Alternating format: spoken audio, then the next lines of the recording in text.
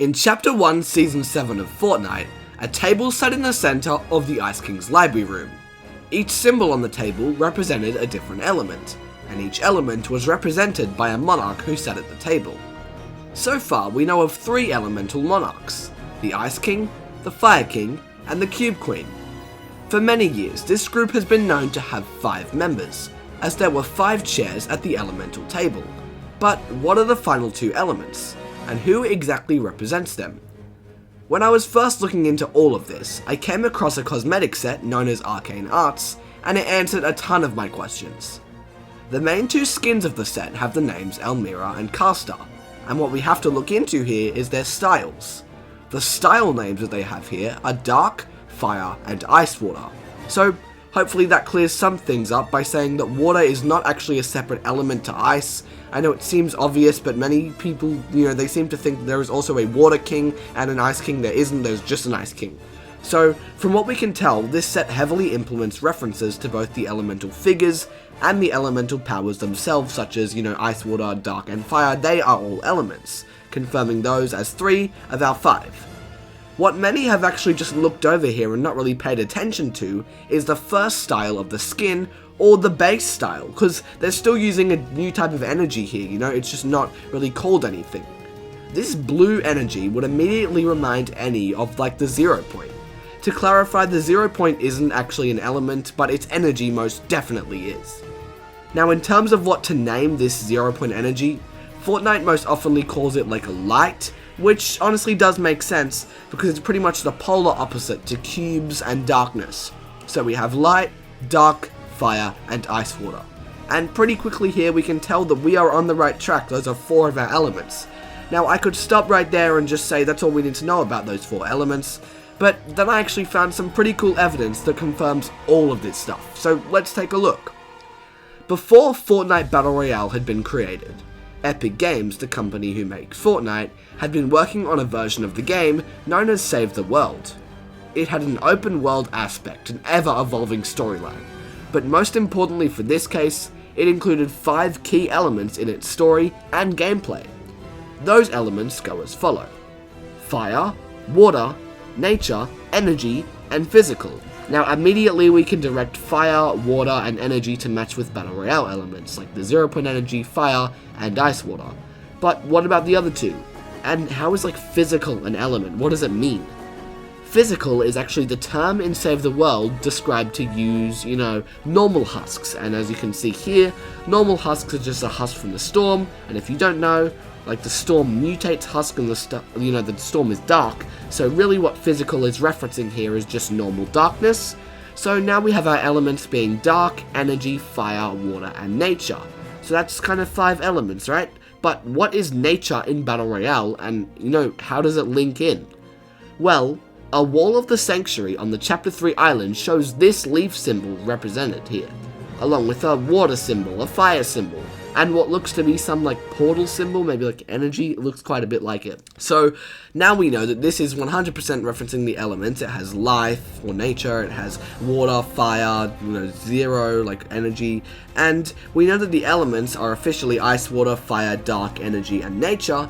And that honestly solves a lot. I mean, it's in Battle Royale, it's in Save the World. It makes a lot of sense that these 2 would intertwine as well, because when Epic were first working early on the game, they would have tried to include, their other modes into the story somehow. They would have tried to implement it somehow, and it seems to be the answer to all of this. When we actually see the first 2 symbols for nature, it tells us quite a bit about the element itself. It is physically shown as a thunderbolt, and then also here, a leaf. And that honestly seems as if it's giving energy or life to something, rebirthing something, or in the context of life, resurrecting the dead. And that's actually likely to be what this power is. Now straight away when I uncovered that, I realized that leaf-like symbols are visible all over Midas's body. You can see in the Midsummer Midas thing as well, it shows his more tattoos, you can see they're everywhere. And if you don't already know, Midas is actually referenced as a king several times. King Midas is actually where it comes from. It's from Greek mythology. So is Midas the king of life? Is he the king of the life element? He's got leaves on him, he's a king. Doesn't make sense for him to be king of life. Well, yeah, it does, but there's actually somebody that's just slightly related to him that's actually a lot more related to this life element. and when I followed further down this path of evidence, I found that Midas doesn't exactly fit into the whole, undead resurrected thing too well. Sure, Shadow Midas does, but not Midas himself. Oro matches it way better. Not only is he literally undead, he has symbols of sun all over his armor. His staff is literally the sun, which most definitely correlates to life, as the sun gives life to many things. I know people might think, oh yeah, maybe it's, Shadow Midas because he got resurrected. Well, first of all, that's dark energy, and that's pretty much the opposite of sun and life, so it can't be him. I'm pretty sure it's Oro.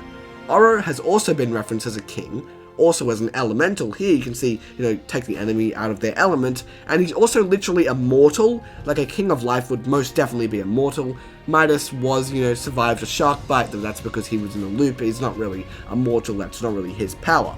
It's actually safe to say that Oro is the king of life, and it gets even further proven when his sun symbol is seen on the pirate group's hats, and their leader is an undead skeleton.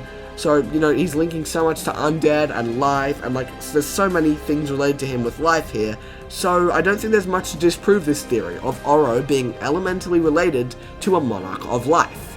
Now, as for the theory that he's the same person as Midas, I'm not really sure how that would tie into all of this. Maybe they're from different multiverses, maybe Midas is a snapshot of his dead self. Either way, it doesn't exactly matter, as we know Oro is the main monarch here from, everything we've talked about, but Midas, himself, he's not.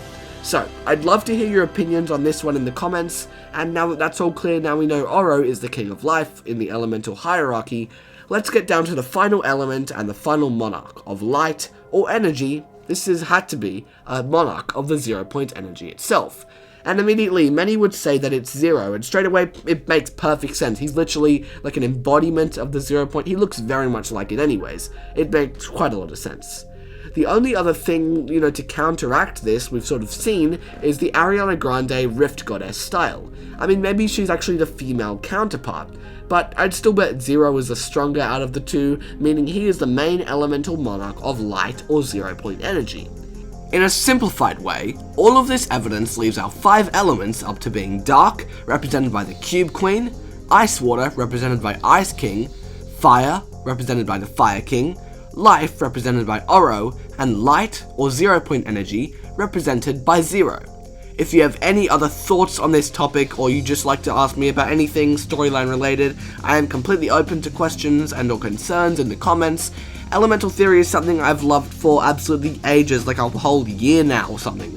I'm glad to say I know pretty much everything there is to know about it, so I thought for 2K I'd explain my favorite theory to you all. I really hope you enjoyed. If you're interested in my, certain theory of this, or this topic of elemental gods in general, click on this video right here to learn all about the Bloom Watcher or the Observer, Geno's past as an elemental, and how they, all tie in right to the ancient figures of reality.